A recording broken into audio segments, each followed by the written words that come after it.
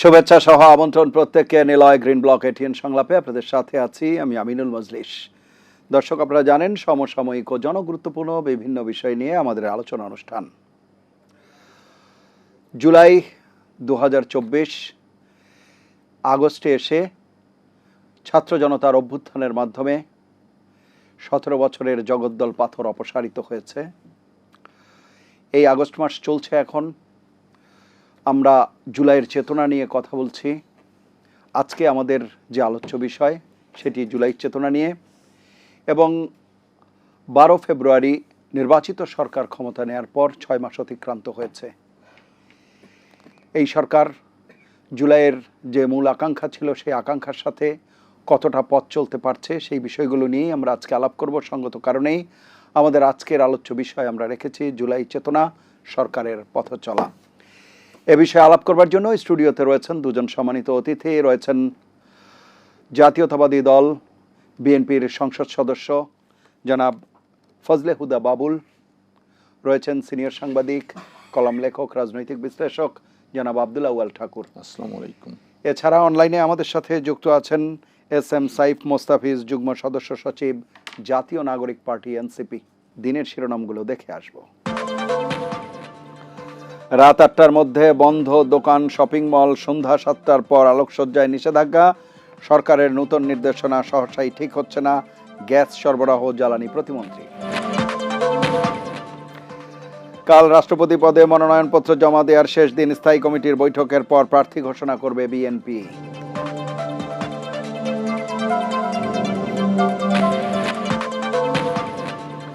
হাস্যকর কর্মকাণ্ডে রাজনৈতিক জোকারে পরিণত হয়েছিলেন ওবায়দুল কাদের। মন্তব্য, চিফ প্রসিকিউটরের 7 আসামির সর্বোচ্চ সাজা চেয়ে ট্রাইব্যুনালে যুক্তিতর্ক শেষ। আওয়ামী আমলে ফুলিয়ে ফাঁপিয়ে দেখানো হয়েছিল অর্থনৈতিক প্রবৃদ্ধি।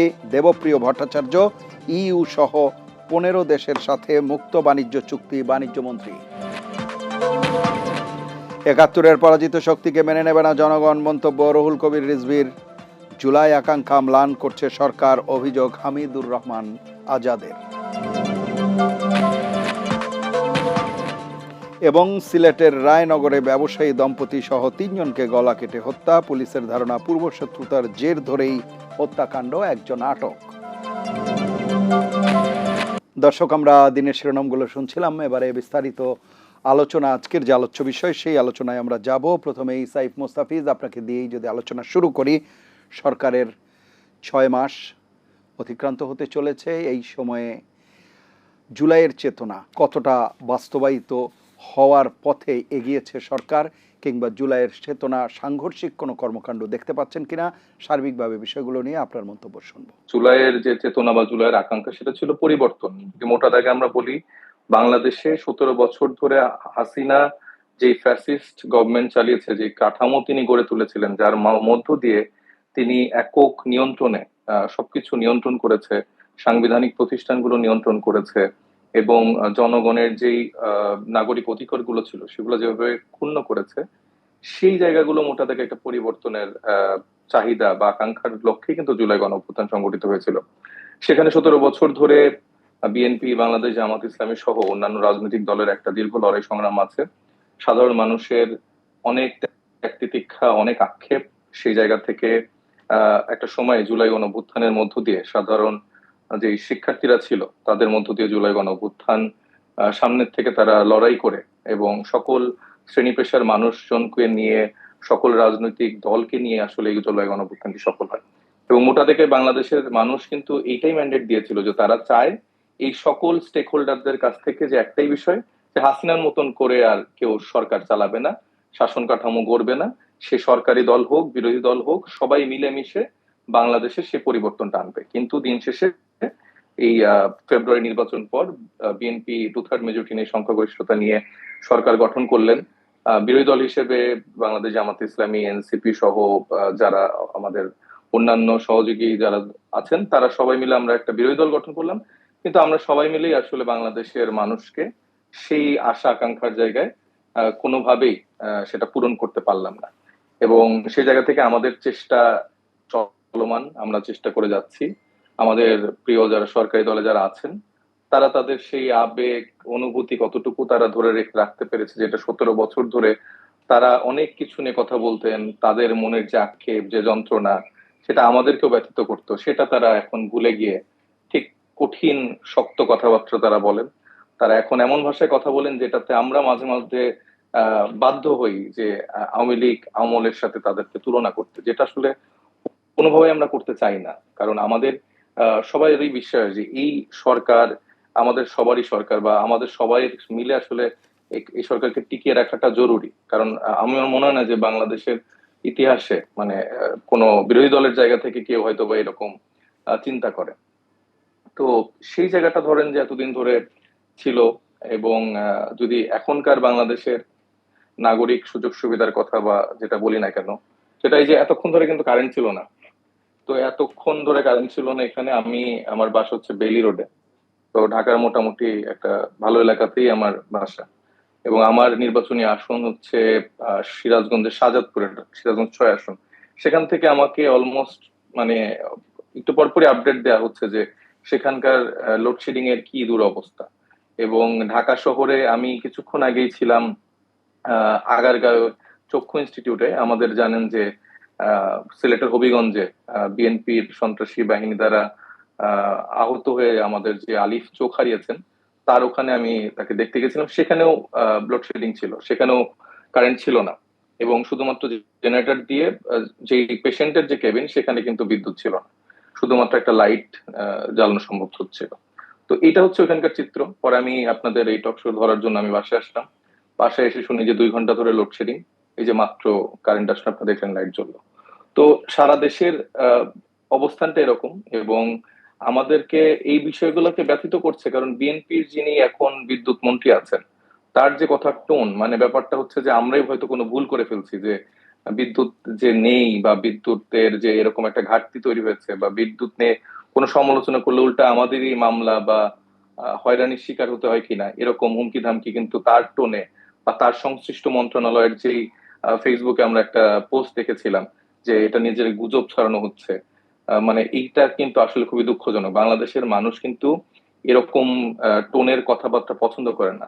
আপনারা যদি সেই নাগরিক সুযোগ সুবিধা দিতে ব্যর্থ হন, সেটা আপনারা স্বীকার করেন যে হ্যাঁ, আমাদের এই কারণে আমরা এটা দিতে পারছি না, আমাদের এই ভুলের জন্য আমরা আসলে ক্ষমা প্রার্থী, আমরা চেষ্টা করছি এটা দ্রুত উত্তরণ করা যায় কিভাবে, এবং সেটার জন্য একটা প্ল্যানিং দেয়। কিন্তু আপনি সেটার বদলে যদি বসুন্ধরা মতো এরকম অলিগার গ্রুপ, যারা হাসিনাকে দীর্ঘদিন টিকিয়ে রাখার ক্ষেত্রে অন্যতম সহযোগী ছিল, জুলাই গণঅভ্যুত্থানের সময় আমরা দেখেছি যে বসুন্ধরা গ্রুপের মালিক কিভাবে হাসিনাকে আসলে সাহস জুগিয়েছে, জুলাই গণঅভ্যুত্থানের ছাত্র তরুণদেরকে কিভাবে ডিফেম করেছে, ভিলিফাই করেছে, অন্যান্য রাজনৈতিক দল কিভাবে ভিলিফাই করেছে। তা তাদের প্রতি হঠাৎ বিএনপির এরকম আস্থা, এবং 4 দিনের নোটিসে তারা তাদেরকে সবকিছু বুঝিয়ে দিতে চায়। আবার এই যে বেসরকারি খাতকে আবার নতুন করে আহ যুক্ত করার যে একটা ব্যবস্থাপনা আসছে, সেটা তো বিএনপির 31 দফার যেই তারা মানুষের কাছে ম্যান্ডেটের জায়গাটা সবার কাছে বলেছে, 31 দফার আলোকে তো সেটাও বাস্তবায়ন হয় না, বা সেটার সাথেও কিন্তু তারা বিপরীত মুখে একটা আচরণ করছে।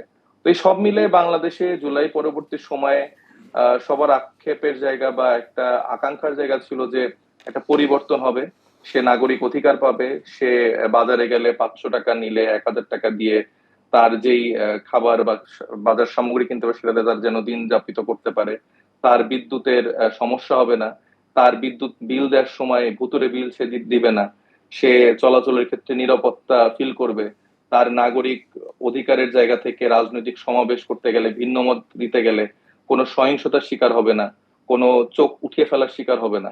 কিন্তু এর সবকিছুই তো হচ্ছে, বিএনপি দ্বারা এর সবকিছুই আমাদের দেখতে হচ্ছে, যেটা আসলে আমাদের জন্য খুবই দুঃখজনক। অসংখ্য ধন্যবাদ। আবারও আসবো আপনার কাছে। জনাব ফজলে হুদা বাবুল, স্বস্তির জায়গা দেবার কথা ছিল সাইফ মুস্তাফিজের বক্তব্যে, যে সেই স্বস্তি জনগণ পাচ্ছে না। সাইফ মুস্তাফিজের কিছু কিছু কথার সাথে আমি সম্পূর্ণ একমত। প্রথম কথা হচ্ছে, হ্যাঁ, বিদ্যুৎ নেই, বিদ্যুৎ নেই, এটা সবাই জানি কেন বিদ্যুৎ নেই, এবং এই জন্য মাননীয় বিদ্যুৎ প্রতিমন্ত্রী দুঃখ প্রকাশও করেছেন। কারেক্ট। 1, 2, নাগরিক অধিকার, নাগরিক সুবিধার কথা যদি বলেন, নাগরিক অধিকার উনি ইতিমধ্যেই পাচ্ছেন। আপনারাও জানেন যে বিএনপি একটা মুক্ত বুদ্ধি চর্চার একটা রাজনৈতিক দল, মুক্ত গণমাধ্যম এর স্বাধীনতায় বিশ্বাসী রাজনৈতিক দল। সকল রাজনৈতিক দলের প্রতি শ্রদ্ধা রেখে বিএনপি তার রাজনীতিটা করেন এবং সেইটার সুফল অন্যান্য রাজনৈতিক দলগুলো উনি পাচ্ছে। বলছেন ভিন্ন মতের প্রতি শক্তি প্রদর্শন আমি করা সেটাতে হচ্ছে। আসছি। উনি যে একটা রেফারেন্স নিয়ে উনি বললেন, ওনারা প্রায় প্রত্যেকটা জেলা উপজেলায় গিয়েছেন। ওনারা একটাতে যে যখন ওই লোকাল লোকজনকে নিয়ে, প্রথমত ওনাদের রাজনৈতিক ভাষাগুলো শুদ্ধতা করতে হবে। বাংলাদেশের মানুষও কিন্তু রক্ত মাংসের গড়াই মানুষ। আপনি আমার উপজেলায় যাবেন, আমাকে নিয়ে যা ইচ্ছে তাই করবেন, সেখানে আমারও তো ফলোয়াররা আছে, আপনি তো একা নেই, তাই না? তো হবিগঞ্জে যে প্রথম কথা হচ্ছে, হবিগঞ্জের মেয়রকে নিয়ে যেভাবে কথা বলা হয়েছে, উনি কিন্তু জেলে থাকার পরও একজন মেয়র ছিলেন। উনি এখন বর্তমান সংসদের মাননীয় হুইপ, সংসদ সদস্য। উনি হবিগঞ্জ জেলা বিএনপির উনি সভাপতি। তাকে নিয়ে যেসব কথা বলা হয়েছে, খুব স্বাভাবিক, সাধারণ লোকজন ওখানে, তার যারা ভক্ত, তারা কিন্তু খেপেছে। দ্বিতীয় কথা আমি বলি যে ওই যে বাচ্চাটার চোখ নষ্ট হয়েছে, এর জন্য আমি অবশ্যই দুঃখ প্রকাশ করি এবং সমবেদনা জানাই এবং এটাকে আমি নিন্দাও জানাই। এরকমটা হবার কথা নয়। ওনাদের একজন নেতা আছেন, যে নেতার নাম আমি নিতে চাই না, সেই নেতা প্রত্যেকটা জায়গায়, আমার উপজেলায় যখন গেছে আমাকে কিন্তু বিভিন্ন জায়গায় কথা বলতে হয়েছে, তাকে বোঝাতে হয়েছে যে please nobody should be there, তারা তাদের মতো প্রোগ্রাম করে চলে যাবে। এটা আমার স্কুলের মাঠে প্রোগ্রাম ছিল, সেই মাঠে লোকজন হয়নি, পরে শহীদ মিনারে গেছে, ছোট বাচ্চাদের ফুটবল দেবে বলে ডেকেছে, 250 জন লোক হয়েছে সেখানে, ওনাদের কেন্দ্রের যুগ্ম আহ্বায়ক তিনি, এবং এর মধ্যে 150 জন হাপ্পান পরা ছিল, ফুটবল দিতে চেয়ে ফুটবলও দেয়নি তারা, এবং সেটা নিয়ে বা কয়েকটা দিয়েছে, সেটা নিয়ে অনেক। তো এটা হচ্ছে ঘটনা। দ্বিতীয় ঘটনা, আমি যদি স্পটের গল্পটা করি, আমি কয়েকটা টেলিভিশনে বলেছি, আমি 6 বার ওই ডিস্ট্রিক্টের এসপির সাথে কথা বলেছি, যেটা তো হবার কথা ছিল না। এসপি সাহেব বলেছেন যে প্রথম কথা হচ্ছে ওই জায়গাটাতে তাদের র্যালি করে এসে পথসভা করার কথা ছিল, তাদের পুলিশের প্রস্তুতি সেরকম ছিল, তারা র্যালি করেননি, তারা শুধু পথসভায় গেছেন। ঠিক আছে, পথসভায় যে পথসভা কিন্তু হয়ে গেছে, হয়ে যাবার পর পুলিশের গাড়ি বের হবার পর তাদের গাড়ি বের হবার কথা, তারা বলে গণমাধ্যমের গাড়ি ছিল এটা, তাদের নিজস্ব গণমাধ্যম, কোনো পত্রিকার না, কোনো টেলিভিশনের না, এটা এনসিপির নিজস্ব গণমাধ্যম কর্মীরা সেই গাড়িতে ছিল, তারা পুলিশের আগেই বের হয়েছে, তখন গাড়িটা অ্যাটাক হয়েছে। তৃতীয় কথা হচ্ছে যে তারপরও আমি বলি এসব হবার কথা নয়, এবং আমি তাদেরকে অনুরোধ করব যে আমরা কথা বলবো, গণতন্ত্রে কথা হবে, তর্ক হবে, বিতর্ক হবে, মত থাকবে, দ্বিমত থাকবে, ঐকমত থাকবে, আবার বহুমত থাকবে, কিন্তু দিন শেষে গণতন্ত্রের জয়যাত্রা সচল থাকবে, অব্যাহত থাকবে। দ্বিতীয় কথা, উনি বলেছেন যে একটা খুব সুন্দর কথা বলেছেন উনি, সেটা হচ্ছে জনগণ পরিবর্তনের জন্য এসেছিল। হ্যাঁ, জনগণ তো পরিবর্তনের জন্যই ভোট দিয়েছে, জনগণ 31 দফার উপর ভিত্তি করে ভোট দিয়েছে, জনগণ আমাদের নির্বাচনী ম্যানিফেস্টোর উপর ভোট দিয়েছে, এবং জনগণ বিএনপির উপর আস্থা রাখে জন্যই বিএনপিকে ভোট। কিন্তু আপনার আকাঙ্ক্ষা থেকে সরে যাচ্ছে এখন জনগণ, এখন যদি বিরোধী দল তো ভাই ঘরে ঘরে দুর্গ গড়ে তুলতে চেয়েছে বিরোধী দলের নেতা আমাদের, এবং 11 দলীয় জোটের নেতা, এবং শুধু তাই নয়, টেনে হেসড়ে ফেলে দিবে, নামায় ফেলবে, হ্যাঁ, শেষ করে দিবে। বিএনপি আওয়ামী লীগ আপনারা জানেন যে চিরশত্রু। কোনোদিনও আওয়ামী লীগ ক্ষমতায় যাওয়ার পর বোধহয় বিএনপি প্রথম 6 মাস কোনো কর্মসূচি দেয়নি। এই জামাতে ইসলাম কিন্তু প্রত্যেকটা বিভাগে সমাবেশ করেছে। শুধু তাই নয়, ডে ওয়ানে তারা সংসদ থেকে, আমি তো বলি যে হ্যাঁ, এটা তাদের গণতান্ত্রিক রাইট, সংসদ থেকে মানে ওয়াকআউট করেছেন তারা, এটা তাদের অধিকার। দেখুন, আমি যদি ইসলামের কথাই বলি, যেহেতু ওনারা ইসলামী দলের সাথে যুক্ত, সেটা হচ্ছে যে ইসলামেও কিন্তু আছে যে আপনি আপনার স্ত্রীকে তালাক দিতে পারবেন, হ্যাঁ, কিন্তু আবার বলা আছে এটা হালাল কাজ, তবে সর্বনিম্ন কাজ।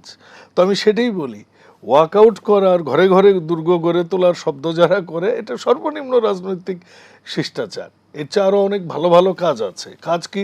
আমাদের দেশে বেকার সমস্যা, এই মুহূর্তে 4 থেকে 5 কোটি শিক্ষিত বেকার আছে আমাদের দেশে, অনেক সমস্যা রে ভাই। আমাদের দেশের মানুষ এখনো তাদের ন্যায্য যে মৌলিক চাহিদাগুলো, সেগুলো স্বাস্থ্য পূরণ বলেন, করতে শিক্ষা বলেন, আপনার বাসস্থান বলেন, মানুষের নিরাপত্তা বলেন, সেগুলো নিয়ে কাজ করতে তো দিবে সরকারকে, সময় দিবে তো। আমাদের সমস্ত প্রশাসন, আমাদের সে গত 18 মাসের প্রশাসন, না হলে গত 17 বছরের প্রশাসন, এই প্রশাসন এখনো আমরা পরিপূর্ণভাবে ঠিক ঢেলে করতে সাজাতে পারিনি। উনি একদম এই মানে 6 মাসেই উনি উপসংহার টেনে ফেললেন যে জনগণের আশা আকাঙ্ক্ষা পূরণ করতে পারেনি।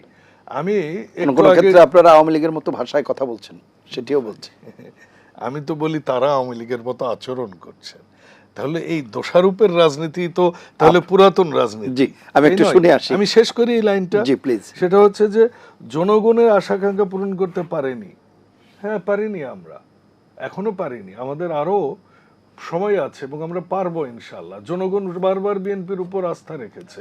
আমরা ইতিমধ্যে 20,000 কিলোমিটার খাল খনন করেছি, আমরা বৃক্ষরোপণ শুরু করেছি, আমরা 10,000 টাকার কৃষি ঋণ সুদ সহ মকুব করেছি, আমরা শিক্ষাঙ্গনে শৃঙ্খলা ফেরত নিয়ে এসেছি, আমরা ইতিমধ্যেই প্রত্যেকটা উপজেলার স্বাস্থ্য কমপ্লেক্সগুলোকে 100 শয্যা বিশিষ্ট স্বাস্থ্য কমপ্লেক্সে আমরা উন্নীত করেছি। এখন আপনারা যদি এখনই বলেন যে সব শেষ হয়ে গেছে, এই জনগণ কিন্তু তারাই যারা 11 দলের জনগণ, এই নেতাগুলোই। কারণ জনগণ যে আপনাদের সাথে নাই তার প্রমাণ হচ্ছে আপনাদের বিভিন্ন জনসভা, মিছিল, মিটিং, আমাদেরকে ফেলে দেওয়ার জন্য যে সব আয়োজন করেন সেগুলা। ওকে, নাগরিক সুযোগ সুবিধাগুলো, হ্যাঁ, এগুলাতে এখনো সময় লাগবে। কারণ নাগরিক সুযোগ সুবিধা আপনি 17 বছর আর 18 মাসে যখন কিছু হয়নি তখন তার সম্পর্কে আপনারা কিছু বলেননি, কারণ ওইটার অংশীদার আপনারা ছিলেন। আরে ভাই, যদি অংশীদার হতে চান বলে ফেলেন না, আমরা আপনাদেরকে অংশীদারই ভাবি। আমরা চাই আপনারা আমাদেরকে ভুলগুলো ধরে দিবেন, সমালোচনা করবেন, কিন্তু টেনে হেঁচড়ে ফেলাইয়ে দিবেন, গণতন্ত্রের পথ অবরুদ্ধ করবেন। এই যে বিএনপি 2/3 মেজরিটি নিয়ে এসেছে, এতে যদি আপনাদের গাত্রদাহ হয় তাহলে ভাই অন্য কথা। এটা আওয়ামী আচরণ। জনাব বাবুল, আমি আসবো আপনার কাছে, একটু শুনে আসি। জনাব আব্দুল আওয়াল ঠাকুর, কি বলবেন? একদিকে সরকারি দল বলছে, বিরোধী দল আওয়ামী লীগের ভাষায় কথা বলছে, আবার বিরোধী দলও বলছে সরকারি দল এরই মধ্যে আওয়ামী লীগের ভাষায় কথা বলতে শুরু করেছে। আওয়ামী লীগ তো দূর থেকে হাসছে নাকি? ভাষাটা কে কীভাবে ব্যবহার করছেন সেটা নিয়ে হয়তো আলোচনা থাকতে পারে। তবে একটা জিনিস হলো, বাংলাদেশে কিন্তু আমরা 1971 সালে মুক্তিযুদ্ধ করেছিলাম একটা আকাঙ্ক্ষা নিয়ে। ব্যাপারটা কিন্তু অর্থনৈতিক বৈষম্য থেকেই শুরু হয়েছিল। তো 1971 সালে মুক্তিযুদ্ধের পরে বাংলাদেশে কী ঘটলো, গণতন্ত্রের কথা বলেন, সংবাদপত্রের স্বাধীনতা বলেন, মানুষের অধিকারের কথা বলেন, শেষ পর্যন্ত কিন্তু একটা জায়গায় আইসা আহমদ রফিক, একজন সাধারণ কবি, তিনি একটা লাইন লিখেছিলেন, ভাত দে হারামজাদা নইলে মানচিত্র খাবো। আসলে এই যে মানচিত্র খাওয়ার কথাটা কিন্তু খুব বড় ব্যাপার। একটা মানুষ কোথায় গেলে দেশটা, মানচিত্র মানে একটা দেশ, তো তাহলে দেশটা খাবে শব্দের অর্থটা কি? মানে তার অভুক্তির, তার চাহিদার সাথে অপূর্ণতা। তাহলে এইটা কবিতা নিয়ে পরবর্তীকালে তিনি মাপও চেয়েছিলেন, কথা আমার সেটা নয়। কথা হচ্ছে মানুষের আকাঙ্ক্ষা এবং তার বাস্তবায়ন, এই দুটো জিনিসের বিটুইন দ্য লাইন যে কথাটা আছে, সেই কথাটা হচ্ছে আন্তরিকতা। মানুষ পরিবর্তন চায় কি জন্য? একটা হচ্ছে, যেমন আপনি সহজভাবে দেখেন, 15 বছরে বা 17 বছরে যারা ফ্যাসিবাদী শাসন করেছে, যারা অত্যাচার করেছে, নির্যাতন করেছে, যাদের উপর স্টিম রোলার চলেছে, জনগণ কিন্তু ফ্রি এবং ফেয়ার নির্বাচনে সেই লোকগুলোকে দেখে দেখে দেখে ভোট দিয়েছে। এখানে কিন্তু এবারেও নির্বাচনে জাতীয় পার্টি প্রার্থী ছিল, আওয়ামী লীগের কথা বাদ দেন, তাদের সমর্থন ছিল, কিন্তু জনগণ তাদেরকে ভোট না দিয়ে কাদেরকে ভোট দিয়েছে? 2/3 মেজরিটি দিয়েছে বিএনপিকে। কেন বিএনপিকে সমর্থনটা করেছে? বিএনপিকে এই সমর্থনটা করেছে কারণ জনগণের ওই ভোটারদের মধ্যে এই আত্মবিশ্বাস ছিল যে সরকারের ফ্যাসিবাদের বিরুদ্ধে বিএনপি লড়াইটাই সঠিক ছিল। তাহলে বিএনপির প্রতি যে আস্থা এবং কমিটমেন্টটা তারা দিয়েছে, সেই কমিটমেন্টটা কিন্তু এই জন্য নয় যে 2/3 মেজরিটি সংসদে বসে কথাবার্তা বলবে সেজন্য নয়। 2/3 মেজরিটি মিলে তাদের কথাটা, তাদের চাহিদাটা জনগণের সাথে মেলাবে। তাহলে সেই চাহিদাটা কি? যেমন এখানে 2-3টে বিষয় নিয়ে আলোচনা হলো। বিদ্যুৎ নিয়ে যদি আমরা কথা বলি, এখানে বসুন্ধরা নানা প্রসঙ্গ আছে, আমি সহজভাবে কথাটা যেভাবে দেখি সেটা হচ্ছে, বিদ্যুতের সমস্যাটা কি আজকেই? ব্যাপারটা তো তা নয়। শেখ হাসিনার আমলে আমরা জানেন যে সাগররুনি হত্যাকাণ্ডের অন্যতম বড় ব্যাপার ছিল এই পাওয়ার প্ল্যান্টের রিপোর্ট। সেখানে লক্ষ লক্ষ কোটি কোটি টাকা তাদের অ্যাকাউন্টে গেছে ডিজেল প্লান্ট চালু করার জন্য। ডিজেল প্লান্ট হচ্ছে সবচেয়ে ব্যয়বহুল। বিদ্যুতের মধ্যে যেমন আমাদের পারমাণবিক বিদ্যুৎ, হাইড্রো বিদ্যুৎ, এই বিদ্যুৎগুলো চিপার, এবং তারপর হলো কয়লা, এই বিদ্যুৎগুলো চিপার এবং মানুষের জন্য প্রয়োজনীয়, উৎপাদনের সহায়ক। আমরা কোথায় গেলাম? আমরা কোনো ডিজেল প্লান্টে গিয়ে এখন গেলাম, সেদিনকার রিপোর্টে আমরা দেখলাম যে বহু প্লান্টের কাজ নেই, তারা পয়সা নিচ্ছে, অপচয় হচ্ছে। তাহলে এই যে জায়গাটা কিন্তু আমাদের আজকে 6 মাস, আমি 6 মাসকে কত মাস আমি ধরতে চাই না, আসলে কিন্তু বিড়ালটা প্রথম রাতেই মারতে হয়। অর্থাৎ বিএনপি মূল জনগণের প্রত্যাশারা হচ্ছে যে আওয়ামী দুঃশাসনকে কঠোর হস্তে দমন করা। এই যে দমন করার যে প্রক্রিয়াটা, কঠোর হস্তে দমন করা, আমার ধারণা এই দমনের প্রক্রিয়াটার মধ্যে জনগণের একটা সন্দেহের কারণ ঘটেছে। কোথাও কোথাও তাদের কাছে মনে হয়েছে যে বোধহয় ওই যেমন একটা এনসিপির কেউ উল্লেখ করছেন, আমি সুনির্দিষ্টভাবে, কারণ এখানে কিন্তু একটা জিনিস দেখতে হবে, ব্যবসাটাকে কিন্তু, অর্থনীতিটাকে আপনি যদি শুধু দলীয়করণের মধ্যে দেখেন তাহলে হবে না। ভারতে যে ওনার সাথে বলছেন, ভারতে টাটা, বিরলা, গোয়েঙ্কা বহু আছে, আমেরিকাতে রিপাবলিকান ডেমোক্রেট পার্টি ব্যবসায়ীরা আছে না, কিন্তু পার্টি পরিবর্তন হওয়ার ফলে কি সব কারাগারে যায় বা সবাই কি দুর্বৃত্ত নয়? তা তো ব্যাপারটা না। ব্যাপারটা ব্যবসায়ীরা ব্যবসা করবে, বিনিয়োগকারীরা বিনিয়োগ করবে, রাজনীতির জায়গায় রাজনীতি থাকবে। এই তিনটা জিনিসকে যদি আপনি একত্র মিলিয়ে ফেলেন তাহলে হয় দুর্বৃত্তায়ন। তাহলে সেই দুর্বৃত্তায়ন মুক্ত একটি ব্যবস্থাকে যদি আপনি স্টাবলিশ করতে চান, তাহলে আপনাকে অতীত দুর্বৃত্তায়নের কারণগুলোকে সুনির্দিষ্ট করতে হবে। এটা একটা শ্বেতপত্রের দরকার ছিল। আমরা কিন্তু এই যে কথাগুলো বলছি, আজকে যে কথাগুলো মনে হচ্ছে, আমরা কিন্তু এটা দুর্ভাগ্য যে আমাদের বিদ্যুৎ খাতের সমস্যা কোথায়, এটা কিন্তু ওই মন্ত্রী কি বলে এটা আমাদের কাছে প্রয়োজন না। আমাদের প্রয়োজন বিদ্যুৎ থাকাটা কেন নাই তার সুনির্দিষ্ট দিয়ে বলে, হ্যাঁ ইয়েস মিস্টার এক্স এই কারণে নাই, তাহলে কবে আসবে এইটা বলতে হবে। আজকে গ্যাস নাই, কালকে পানি নাই, পরশুদিন বাতাস নাই, এইটা বলবেন আর বলবেন যে আমার কোনো দায় নাই। ব্যাপারটা তা তো না। ব্যাপারটা তো এভাবেও আসতে পারে যে ভারতে কথায় আপনি বলেন যে বড় দুর্ঘটনা হলে রেলের দুর্ঘটনা রেলমন্ত্রী পদত্যাগ করেন, রেলমন্ত্রী কি ট্রেনের দুর্ঘটনা ঘটান? দায়িত্ব নেন। এই যে দায়িত্ব নেওয়ার ব্যাপারটা দুইভাবে, একটা হচ্ছে যে আমরা সহজভাবে যদি পদত্যাগী সব ইস্যু শেষ হয়ে যায়, তা তো না। কিন্তু কথাটা হচ্ছে আপনাকে জনগণকে এই আস্থায় নিতে হবে, এই গুড বুকে আপনি নিতে হবে যে জনগণ আপনার কাছে যে প্রত্যাশাটা করেছিল সেই প্রত্যাশায় আপনি অটল আছেন। এখানে জনগণকে গালাগালি করে কোনো লাভ হবে। সমস্যার সমাধান করতে হবে। আপনি যেভাবেই বলেন, বিদ্যুৎ যদি না থাকে তাহলে উৎপাদন থাকবে না, উৎপাদন না থাকলে বাইরে এক্সপোর্ট হবে না, এক্সপোর্ট না থাকলে ছেলেরা পড়তে পারবে না। অর্থাৎ এটা কিন্তু একটা সার্কেল, বাজারের দাম বাড়বে, মানুষের জীবনযাপনের সংকট পড়বে। তাহলে এই সংকটগুলো আলটিমেটলি কোথায় যায়? আলটিমেটলি কিন্তু ঘরের বাপ, 5 সন্তানের বাপ যখন ঘরে আসার পরে দিন শেষে যদি সে রান্না করতে না পারে, মার কাছে যদি ভাতের চাল না দিতে পারে, তাহলে এই সমস্ত সন্তানগুলো কিন্তু বাবাকেই বলে যে বাবা তুমি কি করছো।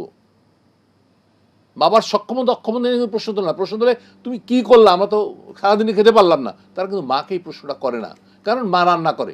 তাহলে আমাদের কিন্তু দায়িত্বটা হচ্ছে সম্পন্ন করা, এখানে কথা না।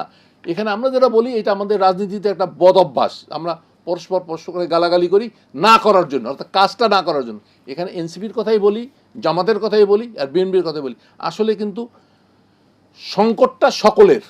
আমি যখন অন্ধকারে থাকি, আমার যখন বাতি থাকে না, তখন সকলের ঘরেই থাকে না।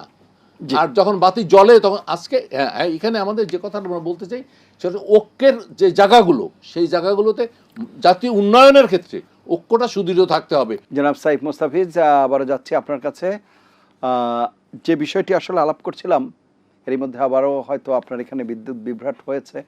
যাই হোক, আমরা যেটি আলাপ করছিলাম এখানে, জনাব ফজলে হুদা বাবুল যেটি বলছেন যে গণতান্ত্রিক পরিবেশে বিরোধী দল যারা রয়েছেন তারা গঠনমূলক সমালোচনা করবেন, সেই সব সমালোচনা ইভেন সংসদে ওয়াকআউট, সেগুলোকে ওনারা সাধুবাদ জানান। কিন্তু যদি সরকারের 6 মাস যেতে না যেতেই টেনে হিচড়ে নামানোর বিষয় থাকে, কিংবা ভাষার বিষয়ে যেই অসহনীয় অবস্থার কথা বলছেন, শিষ্টাচার বহির্ভূত বাক্য বানের কথা বলছেন, এইসব বিষয়গুলো যদি হতে থাকে, তাহলে তো আসলে ওনাদের কথা হচ্ছে যে সেটি তো গণতন্ত্রের পথকে রুদ্ধ করে। কি মনে করেন আপনি? দেখেন, এই আমি শুরুতে দেখছেন যে আমার এখানে বিদ্যুৎ বিভ্রাট ছিল, আবার একটু 5-10 মিনিটের জন্য আসলো। এখন আমি আবার হচ্ছে এই যে মোম জ্বালায় বসে আছি, একটা লাইটও আছে সামনে। তো এটা হচ্ছে যে আমাকে মনে করিয়ে দিচ্ছে বিএনপির সেই আগের শাসনামল, ওই 2004-06 যে সময়টা ছিল, যে অনেক অনেক খাম্বা তারা দিয়েছিল কিন্তু কোথাও বিদ্যুৎ নেই। তো ব্যাপারটা হয়েছে যে 6 মাসের মাথায় কেন আসলে এরকম করে কঠোর ভাষায়, আমি মনে করি যথেষ্ট মানে কমই তাদেরকে বলা হয়েছে, মানে তাদের যে আসলে ভূমিকা এবং তাদের এক একজন মন্ত্রীদের যেই অহমিকার সাথে তারা কথাবার্তা বলে, সেটার জায়গা থেকে আমার মনে হয় যে অনেক কম কথাই তাদেরকে বলা হয়েছে। এই ঢাকা শহরের ভালো ভালো এরিয়া গুলাতেও যদি আপনি দেখেন যে 10 মিনিট বিদ্যুৎ না থাকে, সেখানে লোডশেডিং যদি থাকে মানে 18 থেকে 20 ঘন্টা, তাহলে একটা মানুষের জনজীবন কতটুকু দুর্বিষহ হয়ে উঠতে পারে।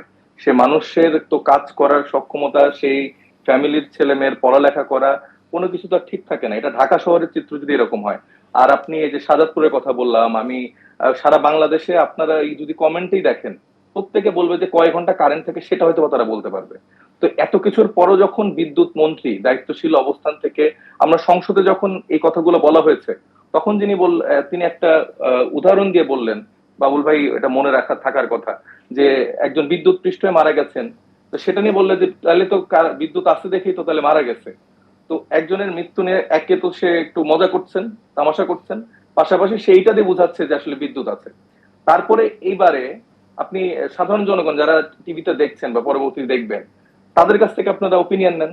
এবং আমরা যতগুলো জরিপ দেখলাম, বা জরিপ বাদ দিয়ে আমাদের আশেপাশে বা আমাদের নিজেদের যে অবস্থান, সেই জায়গা থেকে আমরা দেখছি যে ইলেকট্রিসিটি বিল দ্বিগুণ তিন গুণ পর্যন্ত হয়ে গেছে।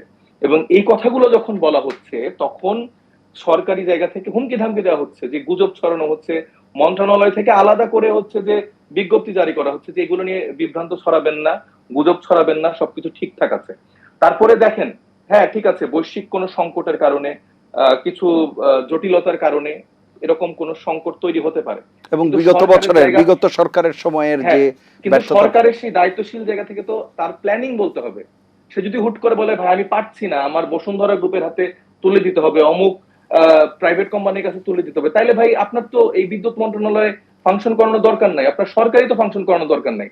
আপনি এরকম প্রাইভেট অমুক তমুক গ্রুপকে দিয়ে আপনি দেশ না চালান, সরকার এই চালান। ক্ষেত্রে সাইফ না, মুস্তাফিজ না, আমি বলে নিচ্ছি, আমি শেষ আপনি করছি। বলবেন, তো যে আপনি আপনার জায়গা থেকেই বলবেন, কিন্তু বেসরকারি খাতের ব্যাপারে সরকারের যে বক্তব্য এবং সরকারের বিভিন্ন সরকারের লোকজন রয়েছে তাদের কাছেও আমরা যখন জিজ্ঞেস করি, প্রথমত কোনো নির্দিষ্ট গ্রুপের কাছে দেয়া হবে এটি যেমন তারা বলছেন না, দ্বিতীয়ত তারা বলছেন যে বেসরকারি খাতে তো অনেক বিষয় দেয়া হয়েছে, সেটি টেলিকমিউনিকেশন হোক, ব্যাংকিং সেক্টর হোক, এবং সেই সব ক্ষেত্রে বেটার সার্ভিস সরকারি প্রতিষ্ঠানের চেয়েও পাওয়া যাচ্ছে। সুতরাং এই ক্ষেত্রে পরীক্ষামূলক না কেন? বিদ্যুৎ খাত বা জ্বালানি খাত কিন্তু আমাদের দেশের সার্বভৌমত্বের সাথেও কিন্তু জড়িত। আচ্ছা, এটাকে যদি আপনারা মনে করেন যে নর্মাল কোন সেক্টরের সাথে আপনারা তুলনা করবেন, এবং এটা তো মিথ্যা কোনো ইনফরমেশন না। বসুন্ধরা গ্রুপের একটা চিঠির প্রেক্ষিতে বিদ্যুৎ মন্ত্রণালয় কি কি পদক্ষেপ নিচ্ছে সেটা তো আপনারা বিদ্যুৎ মন্ত্রণালয়ের দায়িত্বশীল মন্ত্রী ইকবাল মাহমুদ টুকুর কাছেও শুনতে পারবেন। আদানির থেকেও হাসিনা বিদ্যুৎ এনেছিল, বসুন্ধরা তো আদানির থেকে নাদান না। হ্যাঁ, তো এই জন্য তাহলে সুতরাং ওই জায়গাটা যাওয়ার দরকার যে আসলে আমরা কি করতে পারি। তাইলে কি আওয়ামী লীগের সাথে কম্পিটিশন করে আওয়ামী লীগ কি কি প্রক্রিয়ায় নেপাল থেকে আনার যে ছিল, সিস্টেম ছিল সেটা কোন প্রতিষ্ঠান থেকে বিদ্যুৎ এনেছিল, তার থেকে বেটার কোন অলিগার বা খারাপ একটু কম খারাপদের থেকে নেয়া, এটা তো সলিউশন হইতে পারে না। আপনার লং টার্ম একটা সাস্টেনেবল সলিউশন লাগবে, সেটা অনুযায়ী পলিসি আপনাদেরকে দিতে হবে। সেটা যদি না দিয়ে আপনি, এবং আপনারা সরকার গঠনের পরে আপনারা তো জানতেন যে 6 মাসের মধ্যে এই টাইমটাই বিদ্যুতের প্রয়োজনীয়তা আসলে বেশি, যখন গ্রীষ্মকাল থাকে বা গরমের সময়টায় সেখানে বিদ্যুতের চাহিদা বেশি থাকবে, সেখানে আপনি কিভাবে মেনটেন করবেন সেটা তো আপনারা বারবার বলেন আমাদের অনেকবার সরকার চালানোর সক্ষমতা হয়েছে, আমরা অনেকবার দেশ চালিয়েছি, কিন্তু সেখানে তো আমরা দেখেছি বিগত সরকারের আমলেও বিদ্যুৎ নিয়ে কতটা সংকট ছিল, এবং সেটারই পুনরাবৃত্তি আমরা এখন দেখতে পাচ্ছি। এবং ঠিক আছে, তারপর আমি যেটা বললাম যে তারপরও অনেক কিছু মেনে নেওয়া যায় যদি আপনারা সেই ভুলগুলো স্বীকার করেন, যে হ্যাঁ আমাদের ভুল হয়েছে, 2 গুণ বা 3 গুণ বিদ্যুৎ বিল আসছে, হ্যাঁ আমাদের ভুল হয়েছে, আপনাদের অনেক বেশি বিদ্যুতের মানে সংকটের মধ্যে দিয়ে যেতে হচ্ছে, এটার জন্য আমরা আন্তরিকভাবে ক্ষমা প্রার্থী, বা আপনাদের এই 15 দিন বা 1 মাসের মধ্যে আপনাদের এই স্বাভাবিক একটা প্রক্রিয়ার দিকে এই প্রসেসে আনা হবে, সেরকম কোন রোডম্যাপ তো আমাদেরকে দেওয়া হচ্ছে না।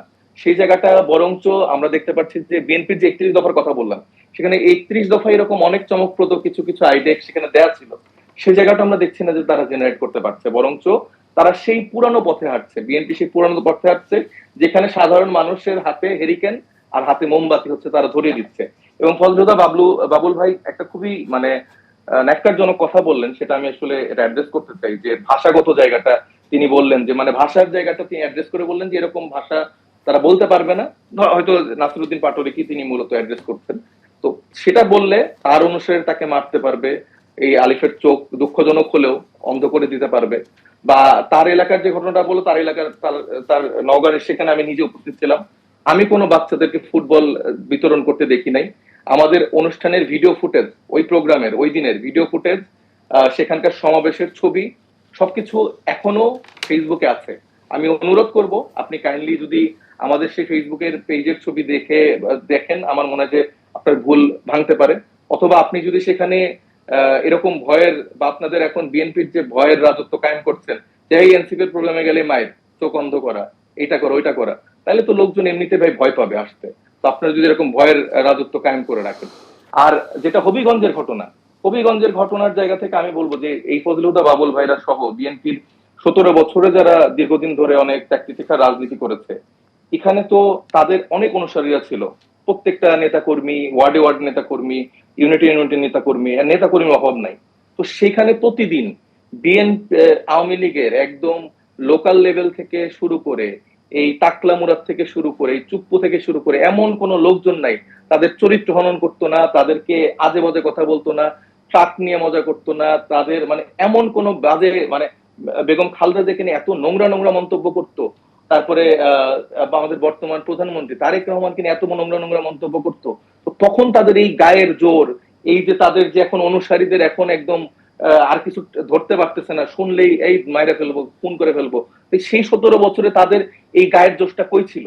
এবং তখন তো ওনারা অপোজিশনে ছিল, তখন তো ওনারা সরকারে গেলে এগুলো হালাল। তাহলে তো বিএনপি যে আওয়ামী লীগের এতদিন যে সমালোচনা গুলো করছে, তাদের উপরে জুলুম হয়েছে, তাহলে তো এটা তাহলে আর জাস্টিফিকেশন দেওয়ার মানে কোনো জায়গা নাই। তাহলে তো তারা বলবে যে হ্যাঁ, এই যে আপনারা তো এরকম করতেছেন, তা আমরা তো আমাদের ক্ষমতায় ছিলাম, এই জন্য আমরা এরকম করছি। মানে যে ক্ষমতায় যাচ্ছে সেই এরকম করছে, বিষয়টা কি এরকম হয়ে যাচ্ছে? মানে বাবুল ভাইরা তো সেটাই প্রমাণ করে দিচ্ছে আর কি। কিন্তু ওনারা কিন্তু আরেকটা কথা বলছে যে কেবলমাত্র সিলেটে বা হবিগঞ্জের ঘটনাটাই ঘটছে, অন্যান্য ক্ষেত্রে তো নির্বিঘ্নেই হচ্ছে। তার মানে কি সেখানে ঝিনাইদহে আমাদের উপর হামলা, উস্কানিমূলক বক্তব্যের কারণে এমনটা হয়েছে?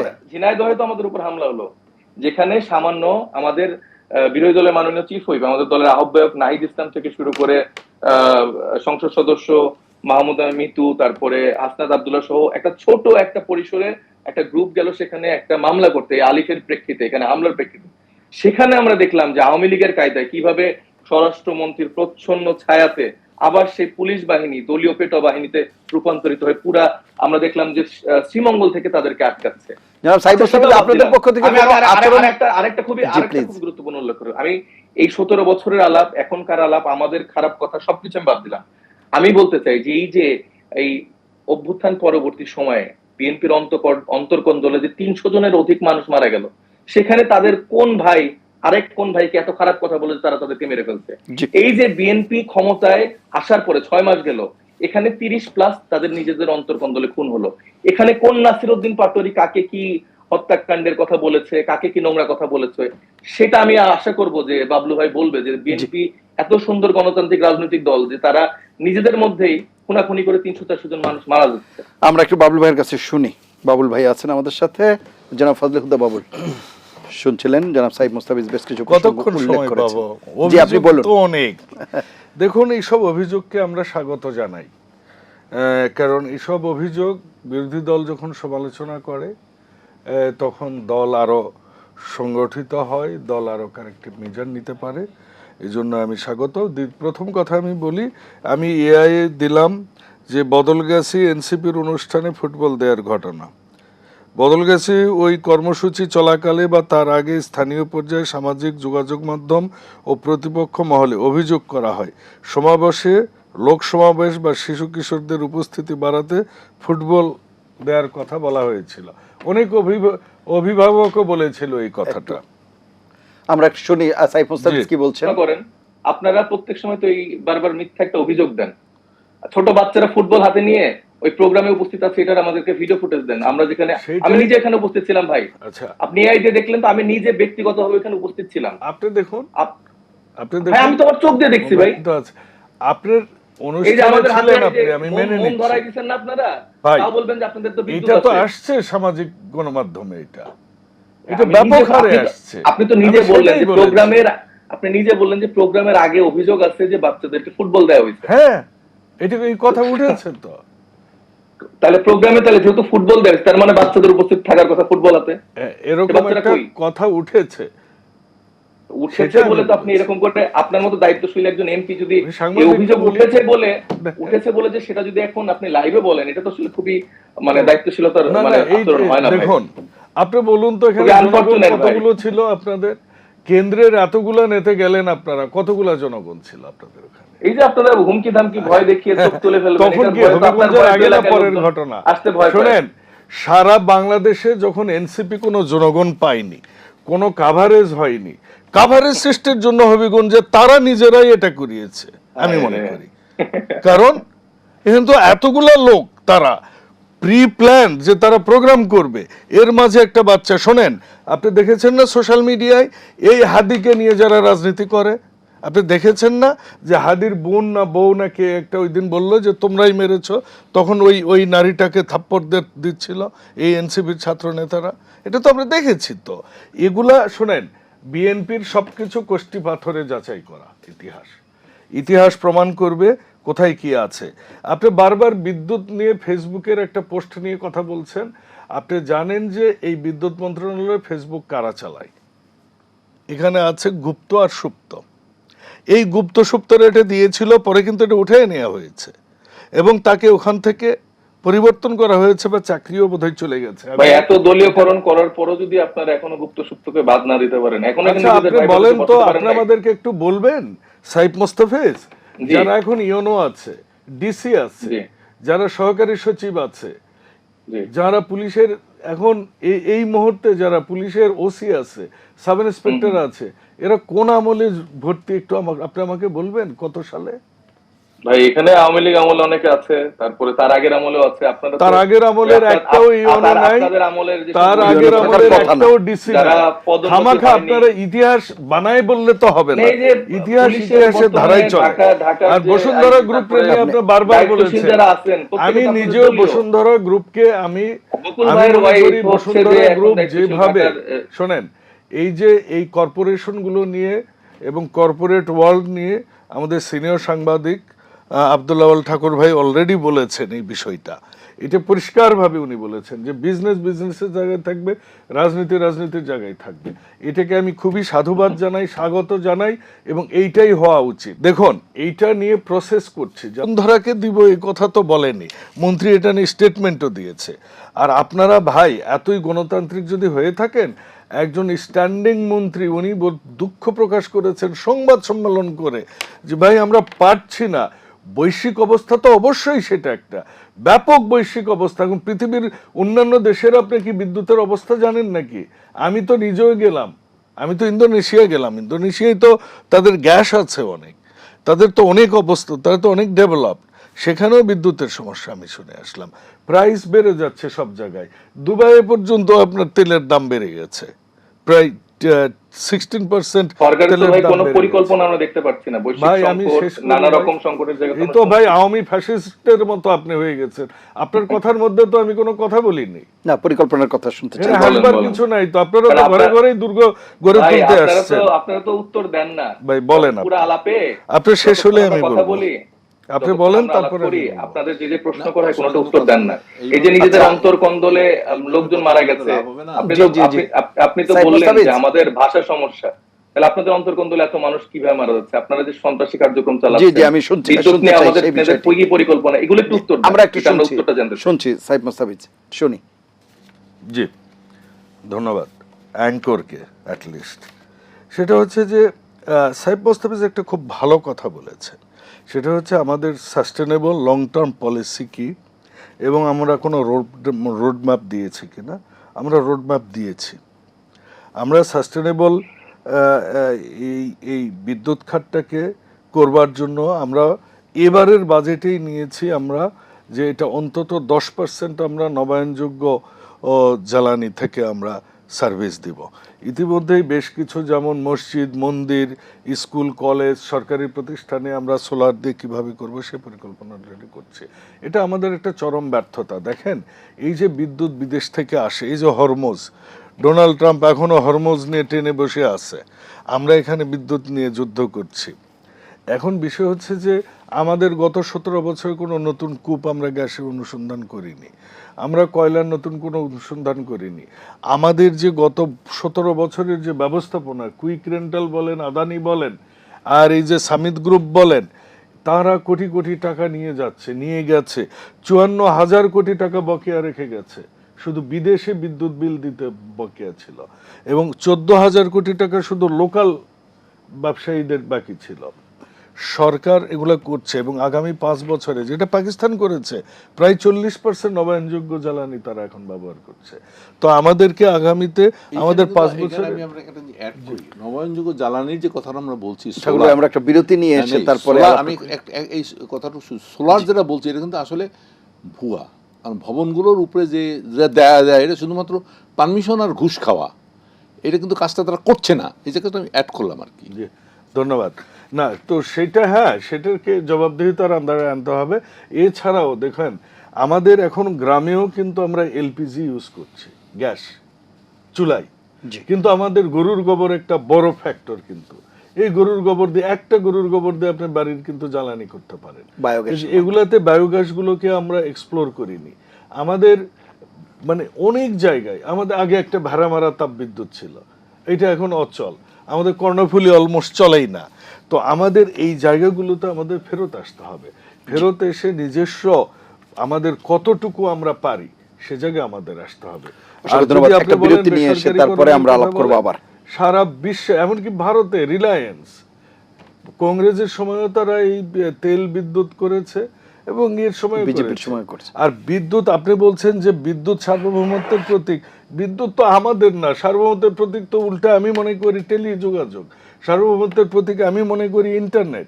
এগুলো তো আপনি বেসরকারি খাতে ছেড়ে দিয়েছেন, কিন্তু সেখানে আপনি বিদ্যুৎ দিলে আপনি প্রতিযোগিতা দিয়ে দেখেন না কি হচ্ছে। আমি বলছি না এটা বসুন্ধরাকে দিতে হবে, আমি বলছি না এক্স কে দিতে হবে, ওয়াই কে দিতে হবে। আমরা যদি একটা পাশাপাশি যদি একটা সিস্টেম করে যে পায়, সেটা আমরা টেস্ট করতে পারি না। অসংখ্য ধন্যবাদ জনাব আব্দুল আওয়াল ঠাকুর। শুনছিলেন আপনি দুজনের বক্তব্য। আমরা তো চাই আসলে একটা উত্তরণের পথ, তো সেই পথে কি আসলে এগুচ্ছে, বা উত্তরণের পথটি কি, কিভাবে দেখছেন? এই আলোচনা, যেটা ডিবেট আমরা চলতেছে, এই ডিবেট অনন্তকাল চলবে। আমি কিন্তু দৃষ্টি একটু অন্যভাবে দেখতে চাই। যেটা দেখতে চাই সেটা হচ্ছে যে জুলাই আগস্টের এই বিপ্লবের পরে আজকে আপনি যে আলোচনা করতেছেন, এবছর 5ই আগস্টে আমাদের বাংলাদেশে কি ঘটেছে, দখলদারি নিয়ে সারা দেশে উত্তেজনা হলো। তাহলে আমার প্রশ্নটা হচ্ছে যে এইটা 5 তারিখে কেন হলো? এটা তো আরও একদিন আগে হতে পারতো, 2 দিন পরে হতে পারতো, 5 তারিখটাতে কেন হলো? এবং যখন এটা ঘটলো তখন কিন্তু আরও কিছু ঘটনা ভারতে ঘটলো, কনসিকুয়েন্স একটা জিনিস থাকে।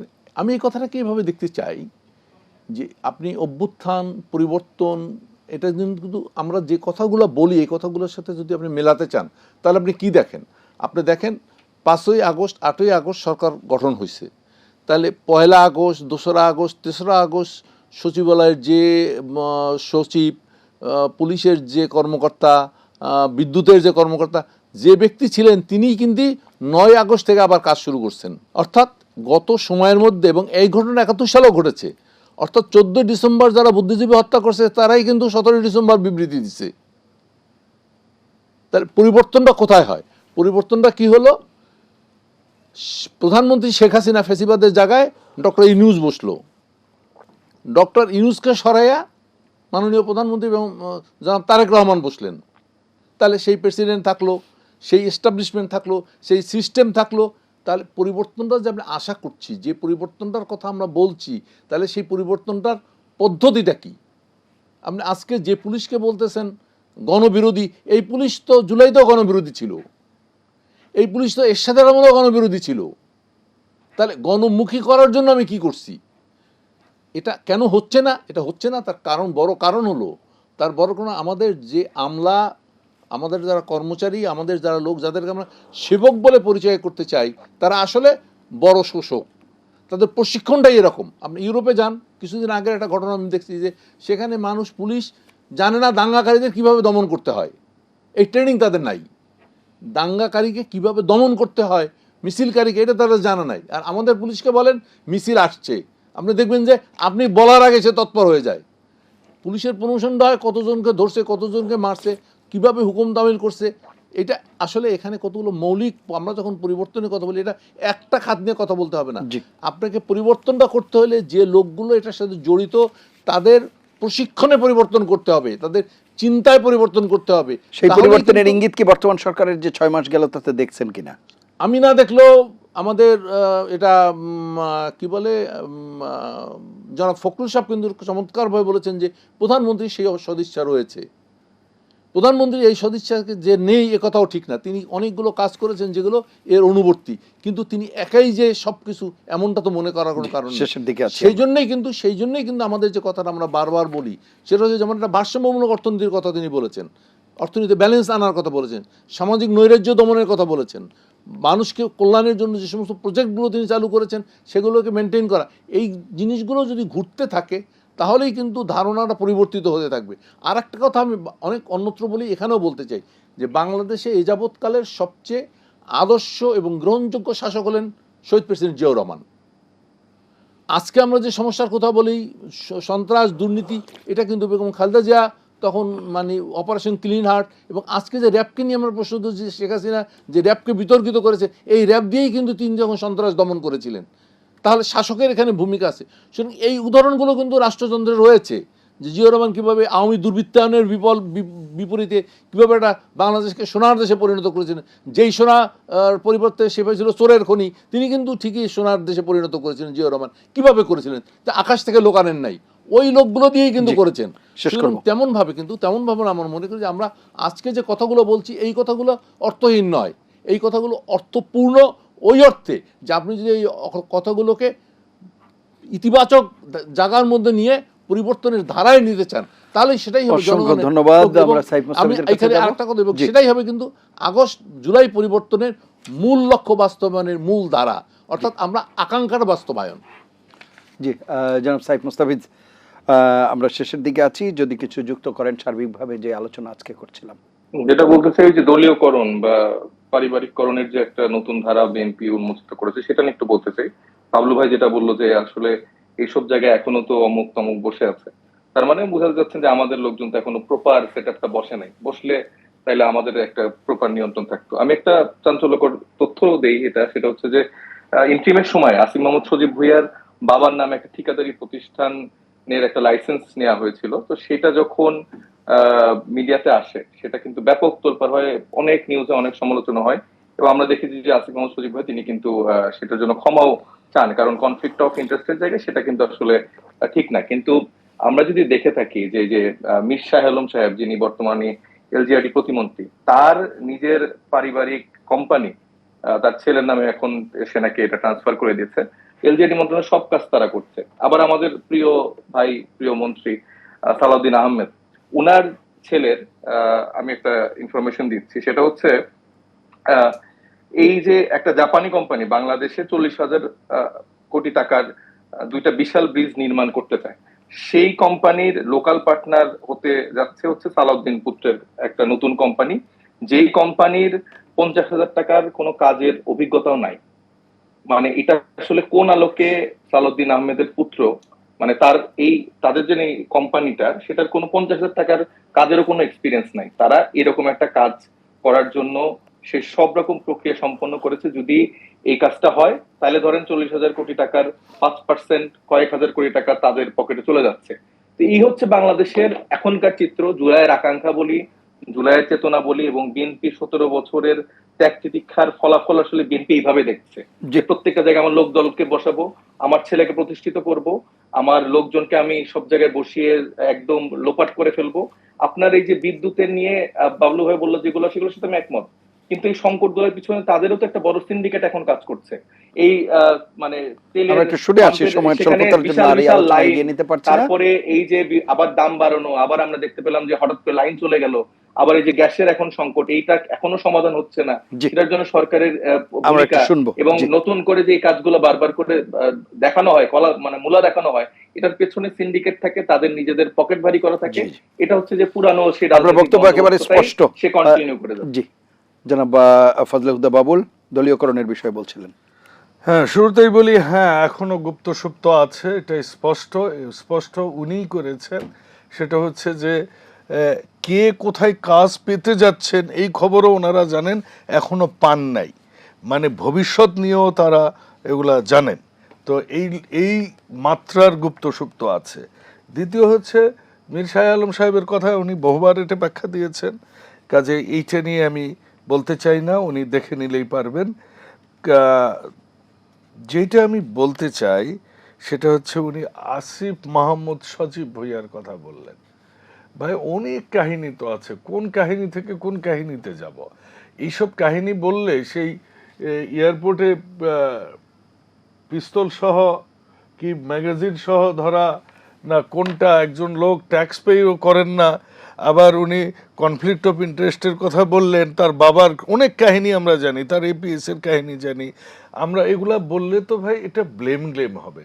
আমরা টকশোতে আসছি একটা যেন এখান থেকে সিদ্ধান্ত নিয়ে যাইতে পারি, যেটা আমাদের শ্রদ্ধাভাজন আব্দুল্লাহ আল ঠাকুর ভাই বললেন। উনি কিন্তু একটা কথা বলেছেন ওনার প্রাথমিক ইয়েতে, যে এগুলো বলে লাভ নাই, আমরা যদি ঐক্যে আসতে পারি। আমরা এতক্ষণ কথা বললাম, একটাও কিন্তু শেখ হাসিনা ও আজেদের যে ফ্যাসিজম নিয়ে কেউ কথা বলিনি। এতে কিন্তু তারা দাঁত কালায় হাসছে এখন, যে তোরা লেগেছিস। আমরা তো সবাই জুলাই যোদ্ধা, সবাই মোরললেস, প্রত্যেকের কন্ট্রিবিউশন আছে। ঠাকুর ভাই ওই ফরিদপুরে যে যখন কেউ ছিল না তৃণমূলে, কিন্তু উনি কথা বলেছেন, লিখেছেন, ওনার চাকরি হারিয়েছেন। এই কি বলে আপনার সাইফ মোস্তাফিজরা এই ইয়াং বয়সে জীবনকে বাজি রেখেছে। আমরা কি করেছি 17 বছরে এটাও জাতি জানে। কিন্তু দিন শেষে কি, যে আমাদের সমাজটা আমাদের সবার মিলে করতে হবে, বেকারদের আমাদের চাকরিগুলো দিতে হবে, তার কর্মসংস্থানের ব্যবস্থা করতে হবে। দিন শেষে মানুষের মৌলিক চাহিদা। আমি বিরোধী দলকে বলবো, আপনারা একটা পরিকল্পনা দেন, আমরা ভুল করলে আপনারা একটা বলেন যে এখান থেকে বিদ্যুৎ নিয়ে আসেন, এইভাবে করেন, কারিগরি সহায়তা এইভাবে ঠিক হচ্ছে না, শো আস দ্য ওয়ে। আমরা যদি ভুল করে থাকি, আমরা কে বলছি যে আমরা 100-তে 100? আমি তো আমার জনগণের কাছে ক্ষমা প্রার্থী যে এখন বিদ্যুৎ নেই। আমার মাননীয় প্রধান বিদ্যুৎ প্রতিমন্ত্রী দুঃখ প্রকাশ করেছে জাতির কাছে। যেইটা বিষয় হচ্ছে কি, যেটা উনি বলেছেন যে আজকাল তো আমাদের ওই সেবক আর শোষক, আজকাল স্থানীয় সরকারের প্রধান উনি হন ডেপুটি কমিশনার, ডিসি, একসময় বলতো ডেপুটি কালেক্টর, মানে কর আদায় করতেন। এই যে স্থানীয় সরকারটা স্থানীয় প্রশাসন হয়ে গেছে, এখন স্থানীয় প্রশাসক হয়ে গেছে, জেলা প্রশাসক হয়ে গেছে। বিষয় তো এইটাই, মানুষের উপর। অসংখ্য ধন্যবাদ আপনাদের তিনজনকে। আমরা অনুষ্ঠান শেষ করছি। প্রিয় দর্শক, এই ছিল আজকের নিলয় গ্রিন ব্লক এটিএন সংলাপ। সময়ের স্বল্পতার জন্য আর এই আলোচনা এগিয়ে নিতে পারলাম না। সবাই ভালো থাকবেন, সুস্থ থাকবেন, আশা করি এটিএন বাংলার সঙ্গেই থাকবেন। আল্লাহ হাফেজ।